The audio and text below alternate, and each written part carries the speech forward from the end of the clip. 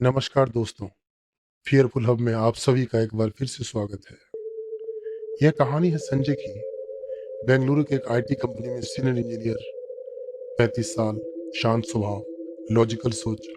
जो दिखता था वही मानता था, जो नहीं दिखता था उसे वो नहीं मानता था। दोस्तों, हम हर हफ्ते बड़ी मेहनत से आपके लिए दिल दहला देने वाली हॉरर स्टोरी बनाते हैं। अगर आप हमारी यानी फियरफुल हब की चैनल की कहानियाँ एंजॉय कर रहे हैं तो हमारे चैनल को सब्सक्राइब कीजिए और लेटेस्ट वीडियोस को नोटिफिकेशन के लिए बेल आइकन दबाना मत भूलिए प्लीज। उस रात संजय की बीवी प्रिया को अचानक तेज पेट दर्द उठा। रात के 10 बज रहे थे। संजय उसे लेकर सीधे सिटी केयर हॉस्पिटल पहुंचा। बेंगलुरु के जयनगर इलाके में बड़ा अस्पताल था, 24 घंटे खुला। इमरजेंसी में डॉक्टर ने प्रिया को देखा, कुछ टेस्ट करवाए और फिर संजय को बाहर भेज दिया। आप वेटिंग रूम में बैठिए, हम बुलाएंगे। संजय वेटिंग रूम में आया। बड़ा कमरा था, सफेद दीवारें, ट्यूबलाइट की ठंडी रोशनी। एक तरफ कुर्सियों की कतार, दूसरी तरफ एक पानी का कूलर। कोने में एक पुराना टीवी जो बंद था और कुर्सियों पर 7 लोग। एक बुजुर्ग आदमी, एक मध्यम उम्र की औरत, 2 जवान लड़के, एक छोटी बच्ची अपनी माँ की गोद में और एक आदमी जिसका चेहरा संजय को नहीं दिख रहा था।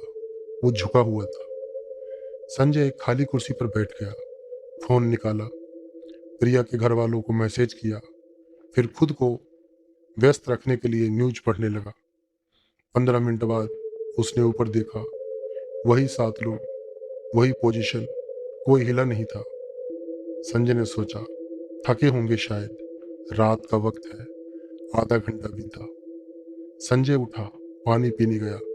कूलर के पास खड़े होकर उसने वेटिंग रूम को देखा, वही 7 लोग, वही पोजीशन। बुजुर्ग आदमी की आंखें बंद थी। मध्यम उम्र की औरत सीधी बैठी थी, हाथ घुटनों पर। दोनों जवान लड़के एक दूसरे की तरफ देख रहे थे पर बात नहीं कर रहे थे। छोटी बच्ची अपनी माँ की गोद में बिल्कुल शांत थी, बहुत शांत। संजय वापस कुर्सी पर आया, तभी एक नर्स अंदर आई। संजय ने उसे रोका। एक्सक्यूज मी, मेरी वाइफ प्रिया शर्मा, कितना टाइम लगेगा? नर्स ने अपनी क्लिप बोर्ड देखी। डॉक्टर अभी टेस्ट रिव्यू कर रहे हैं, थोड़ा और वेट करना होगा। ठीक है, संजय ने कहा। फिर वेटिंग रूम की तरफ इशारा करके बोला, इन सबको कितनी देर से वेट करा रहे हैं? नर्स ने वेटिंग रूम में देखा। उसके चेहरे पर एक अजीब भाव आया। सर, यहाँ आपके अलावा कोई नहीं है। संजय ने तेजी से वेटिंग रूम में देखा। 7 लोग, सब वहीं। उसने नर्स की तरफ देखा। नर्स सीधे संजय की आंखों में देख रही थी। उसके चेहरे पर कोई हैरानी नहीं थी, बस एक शांत, बहुत शांत भाव। सर, वेटिंग रूम खाली है। नर्स चली गई। संजय का दिल तेज धड़कने लगा। उसने खुद को शांत किया। लॉजिकल सोचो, नर्स थकी हुई है शायद, रात की शिफ्ट है। उसने ध्यान नहीं दिया। उसने उठकर बुजुर्ग आदमी के पास जाने का फैसला किया। वो उठा, 3 कदम चला, फिर रुक गया। उस बुजुर्ग आदमी की सांस नहीं चल रही थी। संजय ने ध्यान से देखा। उसकी छाती नहीं हिल रही थी, बिल्कुल नहीं हिल रही थी। उसने दूसरों को देखा, किसी की भी छाती नहीं हिल रही थी। 7 लोग, एक भी सांस नहीं ले रहा था। संजय के पैर वहीं जम गए। उसका दिमाग चिल्ला रहा था, बाहर जाओ, पर उसके पैर नहीं हिले। तभी वो छोटी बच्ची जो अपनी माँ की गोद में बैठी थी, उसने धीरे धीरे अपना सिर घुमाया और सीधे संजय की तरफ देखा। उसकी आंखें सफेद थी, पूरी तरह सफेद, कोई पुतली नहीं। संजय की जबान से आवाज नहीं निकली। वो बच्ची मुस्कुराई और तभी एक एक करके सब ने अपना सिर घुमाया। बुजुर्ग आदमी, मध्यम उम्र की औरत, दोनों जवान लड़के, बच्चे की माँ और वो आदमी जिसका चेहरा पहले दिखा नहीं था। सबकी आंखें सफेद थी। सब संजय को देख रहे थे और मुस्कुरा भी रहे थे। संजय भागा, वेटिंग रूम से बाहर भागा, कॉरिडोर में आया, एक डॉक्टर से मिला। डॉक्टर साहब, डॉक्टर साहब। उस वेटिंग रूम में। डॉक्टर ने उसे रोका। मिस्टर संजय, आपकी वाइफ ठीक है, बस गैस्ट्रिक इश्यू था, आप उनसे मिल सकते हैं। संजय रुक गया। पर पर वो वेटिंग रूम में, डॉक्टर ने कहा। कौन सा वेटिंग रूम? संजय ने पीछे मुड़कर देखा। वहां कोई रूम नहीं था, बस एक दीवार थी, सफेद, साफ, जैसे अभी कोई दरवाजा था ही नहीं। संजय ने डॉक्टर से पूछा, यह अस्पताल कितने साल पुराना है? डॉक्टर ने कहा, 35 साल। पर इस विंग को 15 साल पहले बंद कर दिया गया था, एक हादसे के बाद। कौन सा हादसा? डॉक्टर चुप रहा, फिर धीरे से बोला, एक रात इमरजेंसी वेटिंग रूम में 7 लोग बैठे थे। सुबह जब स्टाफ आया तो सातों वहीं बैठे थे, उसी पोजीशन में।